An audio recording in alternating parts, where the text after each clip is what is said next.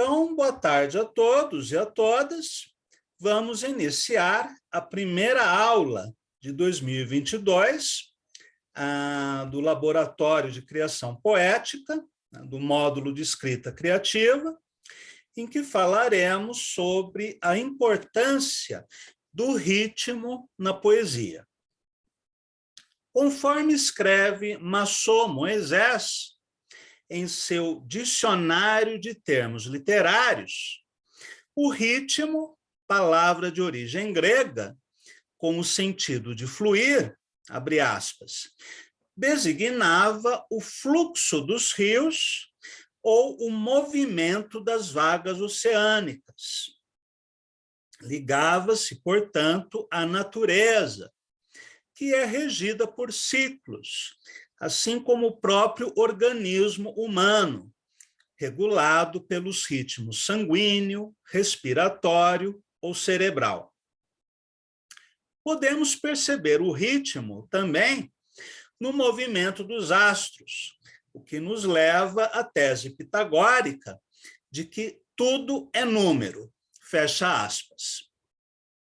Da observação desse fluir na natureza, os poetas da antiguidade pensaram o ritmo como um movimento similar no texto poético, relacionado com a construção métrica e a distribuição das rimas. Mas só Moisés define o ritmo como a sucessão de unidades melódico, emotivo, semânticas, expressas em palavras, movendo-se na linha do tempo, numa continuidade que gera a expectativa na sensibilidade e na inteligência. Em seu texto, Como Fazer Versos, o poeta russo Vladimir Mayakovsky escreve, abre aspas, o esforço de organizar o movimento, de organizar os sons ao redor de si, depois de determinar o caráter deles, as suas particularidades, são um dos mais importantes trabalhos poéticos permanentes, são as preparações rítmicas. O ritmo é a força básica, a energia básica do verso. O José Ricardo não entrou? Estranho. Continuando. Já Décio Pinhatari escreve em seu livro Comunicação Poética que o ritmo é a sucessão ou agrupamento de acentos fracos e fortes. Esses acentos não são absolutos, mas relativos e relacionais, variam de um caso para outro. O ritmo tece uma teia de coesão. O ritmo pode ser tido como batidas de compasso, cadência métrica. Por que Décio Pinhatari fala sobre esse ritmo relativo e relacional? Porque em poesia, o ritmo depende do tipo de verso. Se eu escrevo um verso em redondilha menor, de 5 sílabas, ou em redondilha maior, de 7 sílabas, ou em decassílabo, ou em alexandrino, a posição dos acentos fortes vai variar, dependendo do tipo de verso. O acento pode estar na 6ª e na 8ª sílaba, na 4ª, na 5ª e na 7ª, enfim, depende do tipo de verso. Portanto, a acentuação é sempre relativa. Muito bem. Voltando ao nosso texto, um bom exemplo de ritmo é o poema Ismália, do simbolista Alfonso de Guimarães. Vamos ler o poema Antes disso, eu só vou responder rapidamente ao José Ricardo.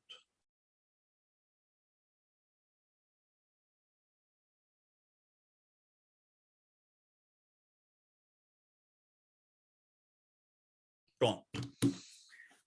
Ismália. Quando Ismália enlouqueceu, pôs-se na torre a sonhar. Viu uma lua no céu, viu outra lua no mar. No sonho em que se perdeu, banhou-se toda em luar. Queria subir ao céu, queria descer ao mar. E, no desvario seu, na torre pôs-se a cantar. Estava perto do céu, estava longe do mar. E como um anjo pendeu as asas para voar. Queria a lua do céu, queria a lua do mar. As asas que Deus lhe deu ruflaram de par em par. Sua alma subiu ao céu, seu corpo desceu ao mar. Pensando no ritmo desse poema, o que ocorre a vocês? Quais são as impressões de leitura que vocês têm?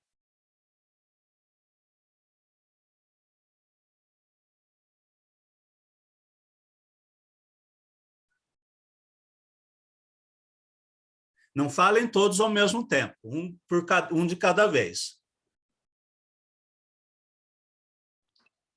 Tem uma musicalidade. Tem uma musicalidade. E como essa musicalidade é manifestada?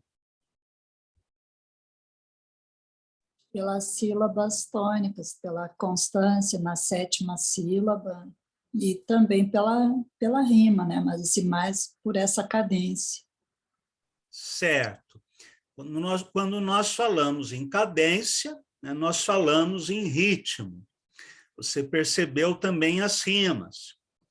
Vamos reler o poema prestando muita atenção ao som. Quando Ismália enlouqueceu, pôs-se na torre a sonhar. Viu uma lua no céu, viu outra lua no mar. No sonho em que se perdeu, banhou-se toda em luar. Queria subir ao céu, queria descer ao mar. E, no desvario seu, na torre pôs-se a cantar. Estava perto do céu, estava longe do mar. E como um anjo pendeu as asas para voar. Queria a lua do céu, queria a lua do mar. As asas que Deus lhe deu ruflaram de par em par. Sua alma subiu ao céu, seu corpo desceu ao mar. Na tradição poética ocidental, há dois tipos de ritmo, o binário e o ternário. No ritmo binário, após uma sílaba fraca, vem uma forte, depois outra fraca, depois outra forte, e assim por diante. Se o verso começar com sílaba fraca ou átona, será binário ascendente, como neste verso de Tomás Antônio Gonzaga. A sorte deste mundo está lançada. Se, ao contrário, começar com sílaba forte e depois fraca, será binário descendente, como neste verso de Fernando Pessoa. Tenho tanta pena.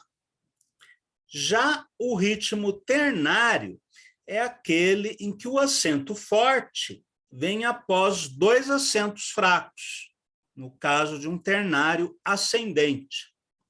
Ou quando o acento for antecedido por dois fracos, aí será um ternário descendente.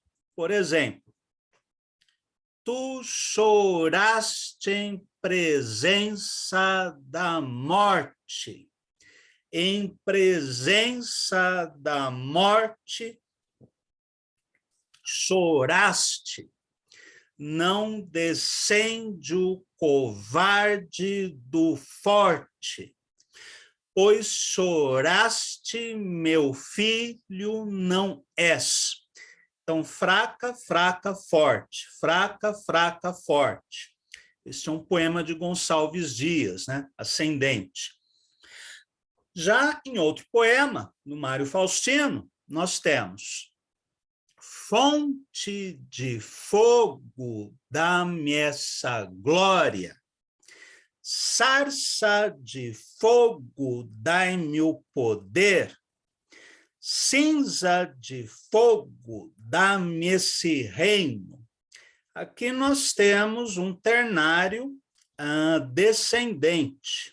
Deixa eu só verificar se o Celso conseguiu entrar. O Celso voltou, ótimo. Então, esse poema de Mário Faustino é construído num ritmo ternário descendente. Vamos voltar ao poema do Alfonso.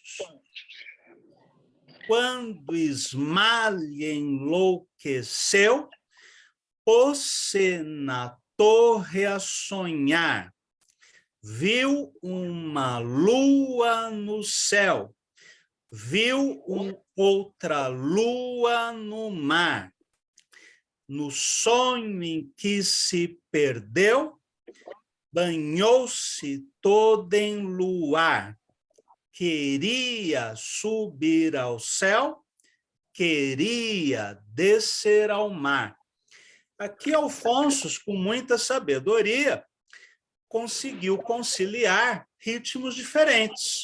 Por exemplo, na primeira estrofe, pôs-se na torre a sonhar, forte, fraco, forte, fraco. Depois, na segunda estrofe, no sonho em que se perdeu, banhou-se toda em luar, queria subir ao céu, queria descer ao mar. São diferentes sequências de sílabas fortes e fracas. Mas o mais interessante aqui é como as rimas constroem o sentido do poema. Vamos pensar apenas nas rimas. Enlouqueceu, sonhar. Céu, mar. Perdeu, luar. Céu, mar. Seu, cantar. Céu, mar. Pendeu, voar. Céu, mar. Deu, par. Céu, mar. São praticamente as mesmas rimas em todas as estrofes do poema, que além do significado, né, que essas rimas trazem, elas são uma representação sonora do movimento das ondas do mar. Podemos falar aqui num tipo de ícone, né, num ritmo icônico, já que o ritmo do poema representa uma ideia, né? Representa o movimento das águas do mar. Mas nós temos aqui também o alto e o baixo, o céu e o mar, e ainda a alma e o corpo, essa alma que sobe ao céu e esse corpo que desce ao mar. Então, o movimento rítmico do poema traduz todas essas ideias, né, de maneira bastante eficiente, né, muito rara, muito competente. Então, tanto o ritmo quanto as rimas no poema ajudam a construir o seu sentido. Bem, por favor, desliguem o áudio. Claro que essa construção do ritmo pela métrica é algo que pertence à tradição clássica e não precisa ser adotada num poema moderno. Segundo Mayakovsky, abre aspas, o poeta deve desenvolver em si este sentimento de ritmo e não decorar as medidazinhas alheias, ou seja, as formas métricas, né? Iambo, troqueu, ou mesmo o verso livre canonizado. Trata-se de ritmos adaptados de alguns casos concretos e que servem unicamente para estes casos concretos. Não conheço nenhum dos métodos.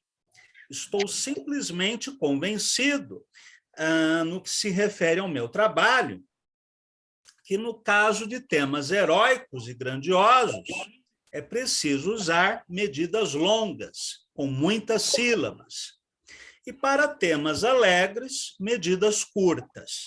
Fecha aspas. Podemos usar ou não a metrificação clássica. Porém, em todos os casos, é bom educarmos o ouvido para percebermos as sutilezas musicais das palavras, para que possamos construir as nossas próprias estruturas rítmicas. Aí alguém pode perguntar, né? E o verso livre? T.S. Eliot acreditava que não existe verso livre, porque quando você rompe com determinadas regras, né, de versificação, você cria outras. Pelo menos no caso de bons poetas, né, de bons poemas, há um princípio construtivo, há uma forma elaborada, mesmo que ela não tenha uma estrutura métrica definida ou uma sequência rígida de rimas. Porém, há um jogo, né? Há um engenho no poema em versos livres. Vamos ler mais alguns poemas para habituarmos a nossa audição à percepção da sonoridade da composição poética. Vamos ler alguns trechos do poema longo Ijuca Pirama, do romântico maranhense Gonçalves Dias. Meu canto de morte, guerreiros, ouvi. Sou filho das selvas, nas selvas cresci. Guerreiros descendo da tribo Tupi, da tribo pujante, que agora anda errante, por fado inconstante, guerreiros nasci. Sou bravo, sou forte, sou filho do norte, meu canto de morte, guerreiros ouvi.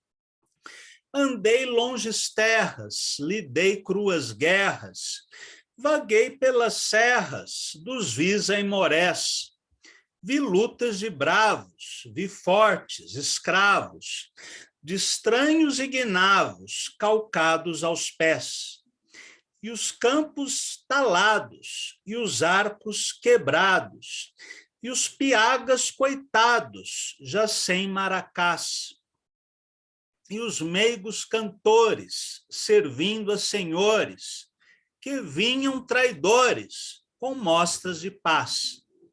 Aos golpes do inimigo, meu último amigo, sem lar, sem abrigo, caiu junto a mim, com plácido rosto, sereno e composto, o acerbo desgosto, comigo sofri. Meu pai a meu lado, já cego e quebrado, de pena salado, firmava-se em mim. Nós ambos mesquinhos, por ínvios caminhos, cobertos de espinhos, chegamos aqui. Ouvindo este poema, qual é a primeira ideia que surge na cabeça de vocês? O que essa sonoridade sugere?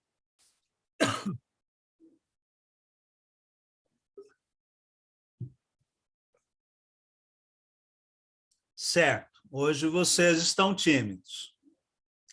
Sugere uma batida de tambor, não? Vamos ler alguns trechos. Meu pai a meu lado, já cego e quebrado, de pena salado, firmava-se em mim. Nós ambos mesquinhos, por ínvios caminhos, cobertos de espinhos, chegamos aqui. O poema é construído com a medida de redondilha maior, né, o verso de 7 sílabas. Cláudio. É muito adequado a canções, a desafios de cordelistas, a trovadores, enfim, a compositores de música popular. A métrica de 7 sílabas é muito adequada ao canto. Além disso, ele usa um ritmo binário, e essa variação, né, de sílabas fortes e fracas traduz bem a ideia da batida de um tambor. Além disso, nós temos a distribuição das rimas, pegando só a última estrofe. Lado quebrado ralado, mi, mesquinhos caminhos de espinhos, aqui. Então, nós teríamos A, B, C, B. E essa mesma estrutura de rimas será adotada em todo o poema. Na estrofe anterior, imigo, amigo, abrigo, A. Mi, que é o B. Rosto composto, desgosto, que é o C. E sofri, que é novamente o B. Então, a métrica, a escolha das rimas, a distribuição das rimas e o ritmo adotado pelo poeta nesta composição ajuda a construir sonoramente a ideia da batida do tambor. Cláudio, posso fazer uma observação? Claro, Nara. Eu associei ao Quarupi, eu associei a uma dança, a um ritual, sabe?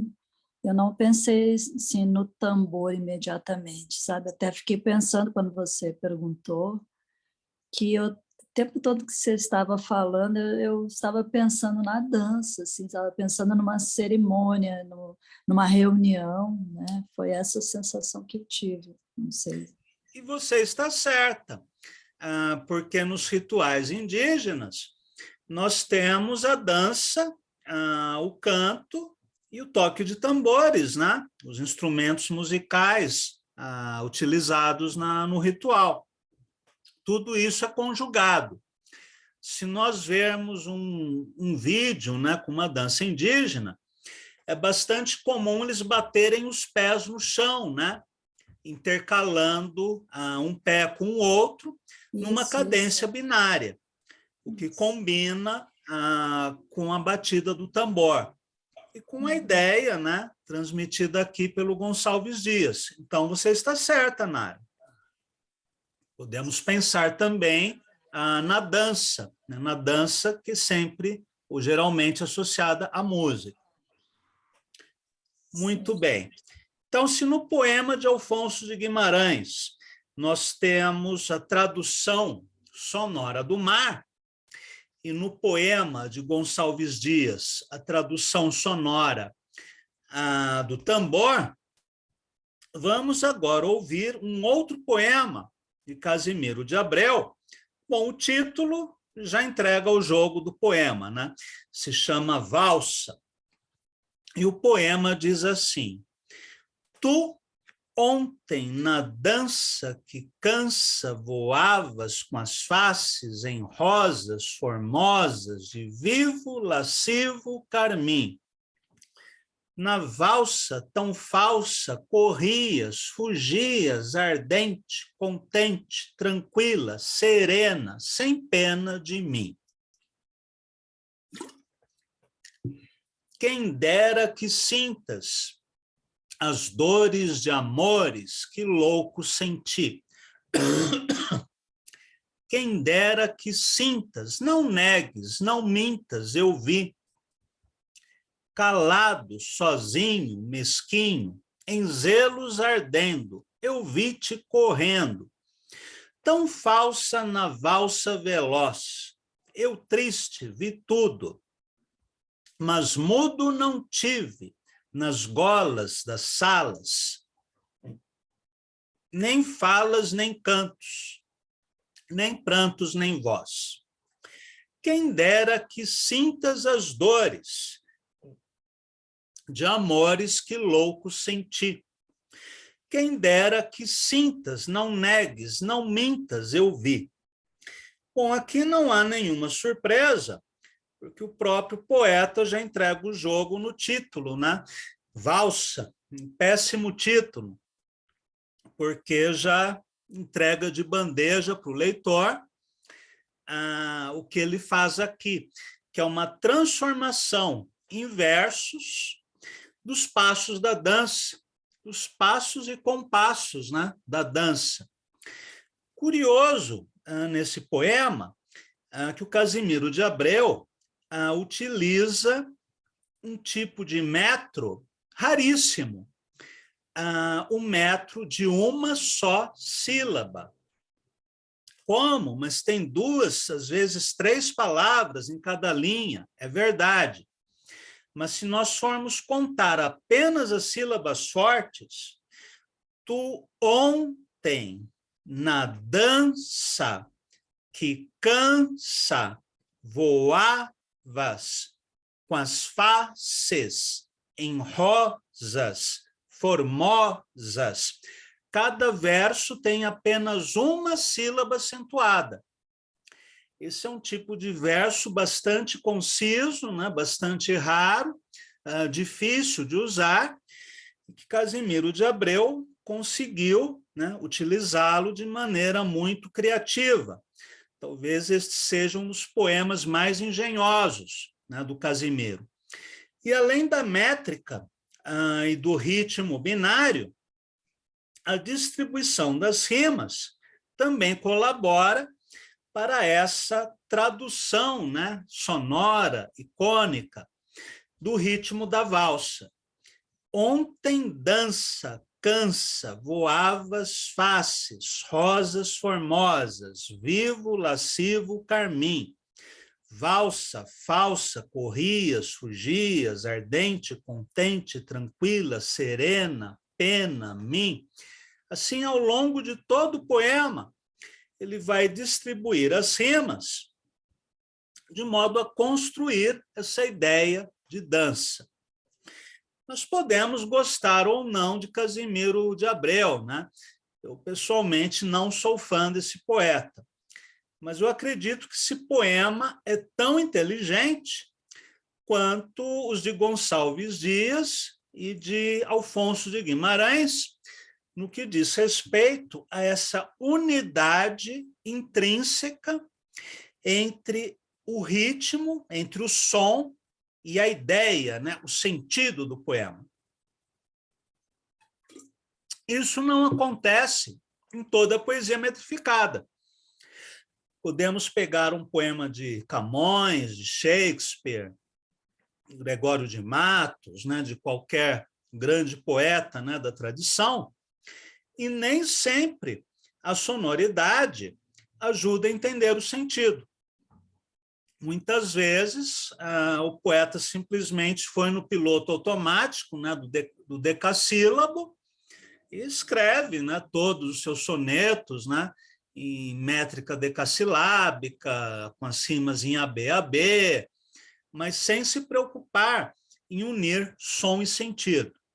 Na minha opinião, o que importa no ritmo é isso.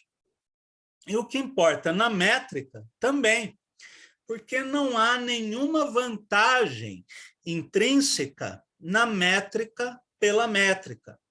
Ou seja, só a matemática, só a contagem de sílabas não agrega nada ao poema. Caso contrário, seria só matemática, e a matemática teria valor poético.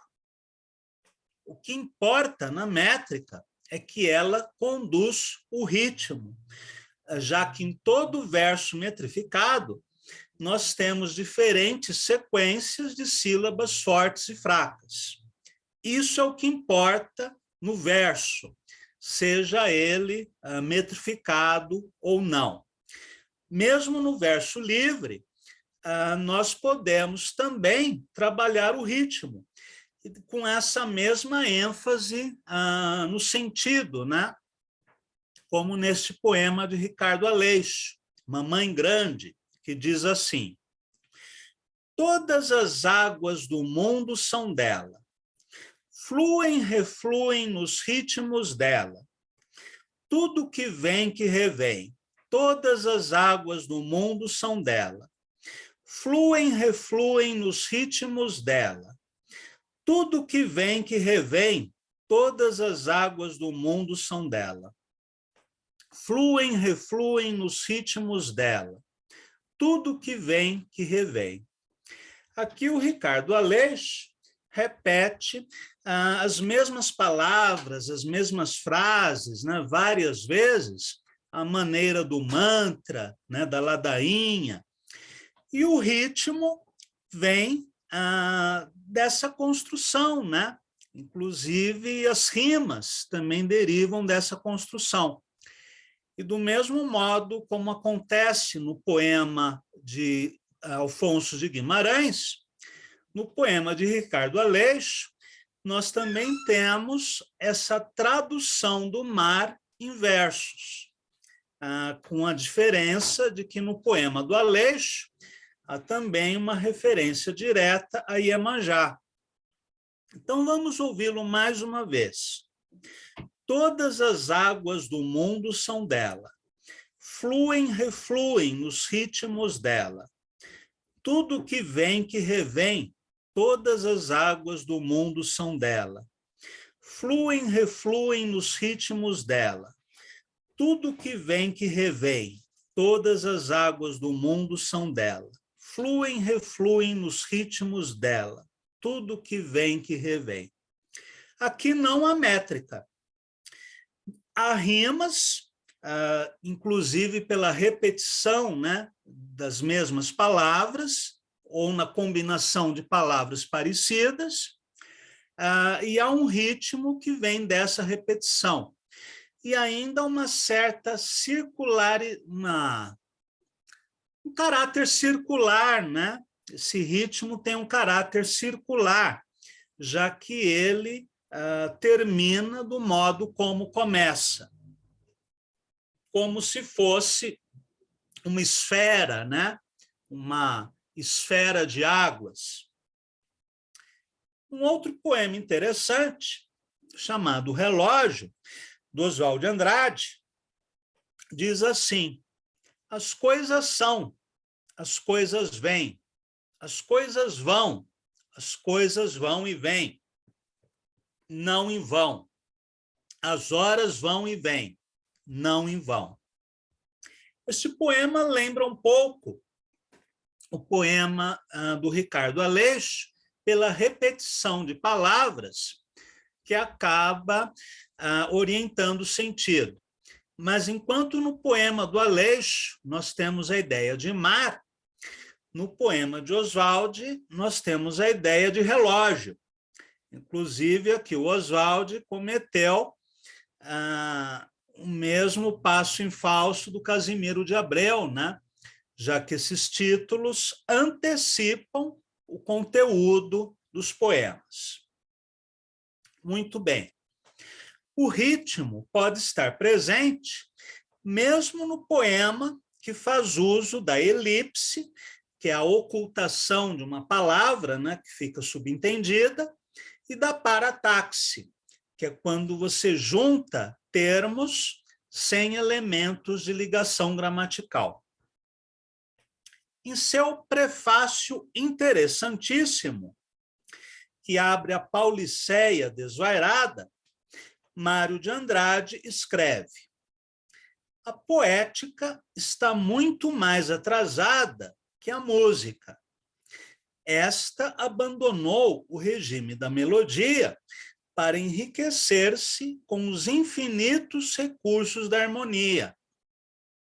A poética, com rara exceção, até meados do século XIX, meados do século XIX francês, foi essencialmente melódica. Chamo de verso musical o mesmo que melodia musical, o arabesco horizontal de vozes ou sons consecutivas, contendo pensamento inteligível. Fecha aspas. Em oposição ao verso melódico, Mário de Andrade propôs o verso harmônico, em que as palavras não têm, abre aspas, ligação imediata entre si. Estas palavras, pelo fato mesmo de se não seguirem intelectual, gramaticalmente, se sobrepõem umas às outras para a nossa sensação, formando não mais melodias, mas harmonias. Explico melhor. Harmonia, combinação de sons simultâneos. Exemplo, arroubos, 3 pontinhos. Lutas, 3 pontinhos. Celas, cantigas, povoar.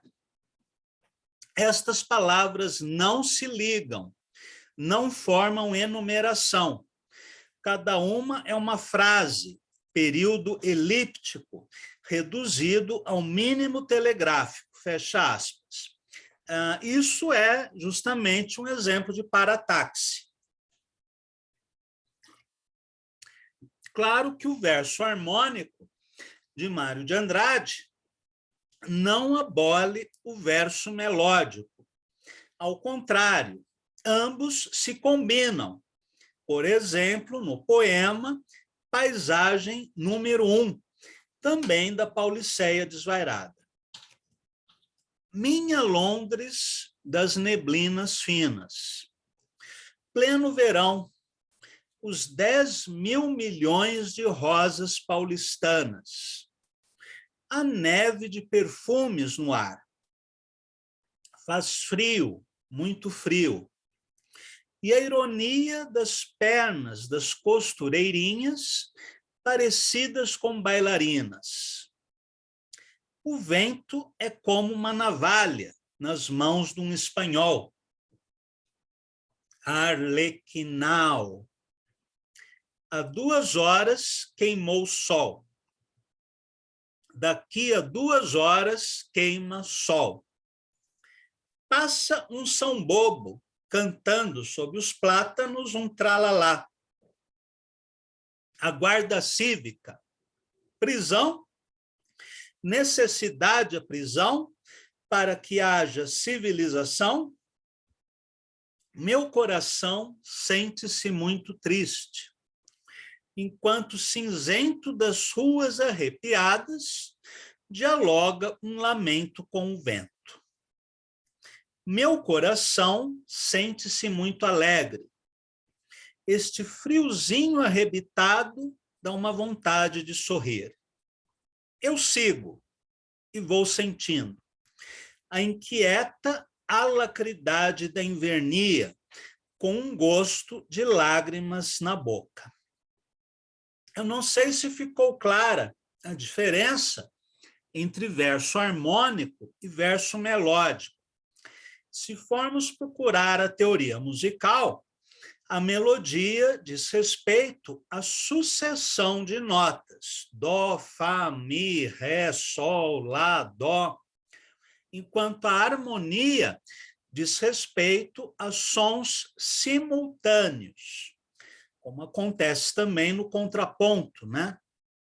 Então, para Mário de Andrade, o verso melódico é aquele em que nós temos uma sucessão de sons, como a sucessão de notas numa partitura musical.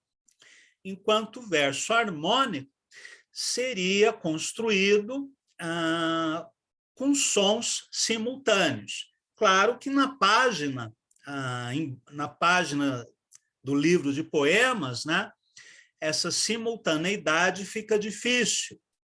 Então, ele procura representar essa simultaneidade pelas palavras isoladas, intercaladas por 3 pontos, o que corresponde mais ou menos à parataxe, né? Ou seja, essas palavras isoladas sem unidade gramatical. Bom, o que eu trouxe para vocês foram algumas ideias, né, e alguns exemplos do que é possível construir com o ritmo. Claro que não há regras rígidas, né? Pelo menos não depois da ascensão do verso livre. Na poesia tradicional, você tinha artes de versificação com regras específicas para o uso de cada verso. A partir do verso livre, nós estamos liberados para inventarmos aquilo que bem entendermos, inclusive no que diz respeito à combinação e distribuição de sons no poema. Então, a minha sugestão de trabalho para vocês é que vocês pensem, né, em tudo que foi apresentado aqui e trabalhem o ritmo de maneira pessoal, né, em seus poemas, e tragam esses poemas para as oficinas. Vamos ver o que vocês descobrem, né, em termos de criação rítmica na poesia. Perguntas, comentários? Eu tenho uma pergunta, Cláudio, por favor. O verso harmônico, eu ouvi você falando, eu entendi, é o uso do melódico e da paratáxi, é isso? Que seria o verso harmônico? Então, o verso harmônico está mais próximo da paratáxi. O que é a paratáxi? É quando você coloca numa linha palavras sem elementos de ligação gramatical, como verbos, artigos, conjunções, preposições. Por exemplo, se você escreve um verso, camisa, vírgula, rua, vírgula, livro, vírgula, cão. Não há nada ligando essas 4 palavras. Isso é paratáxi. E a ideia de verso harmônico se aproxima muito do conceito de paratáxi, que o Mário apresenta aqui, né? Um exemplo de várias palavras isoladas e intercaladas por 3 pontinhos, mas sem nenhuma construção gramatical. Isso, para ele, era o verso harmônico.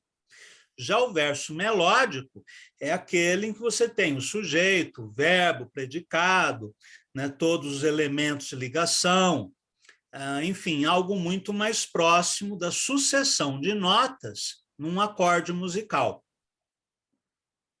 Entendi. Alguma outra questão, comentário?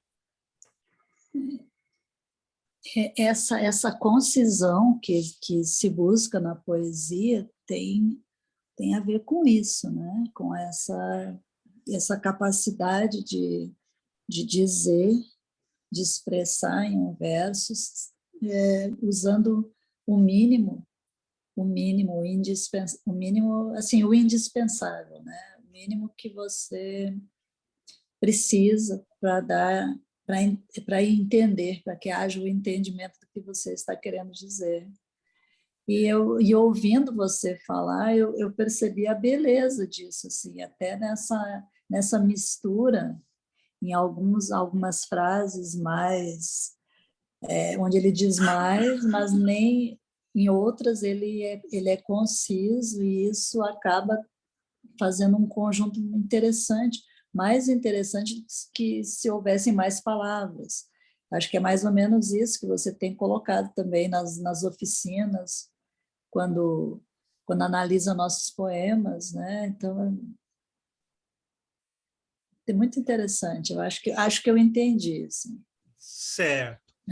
Só faria um adendo que a concisão não quer dizer necessariamente poucas palavras, mas palavras necessárias.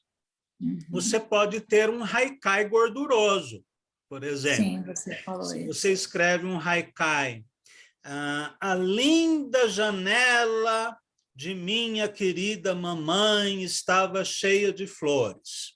Pegar algo bem Os clichê, né? adjetivos.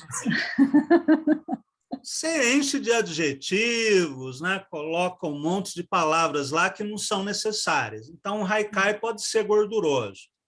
E um poema longo pode ser conciso, se cada palavra for estritamente necessária. Quando que a gente sabe se uma palavra é necessária ou não? Quando eu era criança, tinha um tipo de jogo, né, que vinham uns pedacinhos de madeira, né, coloridos, simulando muros, né, de uma construção, aqueles de tijolinhos ingleses. Aí você ia juntando, né, essas pecinhas de madeira, ia construindo, né, uma casa, um castelo, um prédio, uma igreja, enfim. Agora, de repente, se você tirasse uma pedrinha do meio, desmoronava tudo. Esse é o princípio da construção, da concisão. Se você escrever um poema e você tirar uma palavra e o poema desmontar, essa palavra é necessária. Agora, se você tirou a palavra e o poema ficou melhor ainda, então aquela palavra estava sobrando.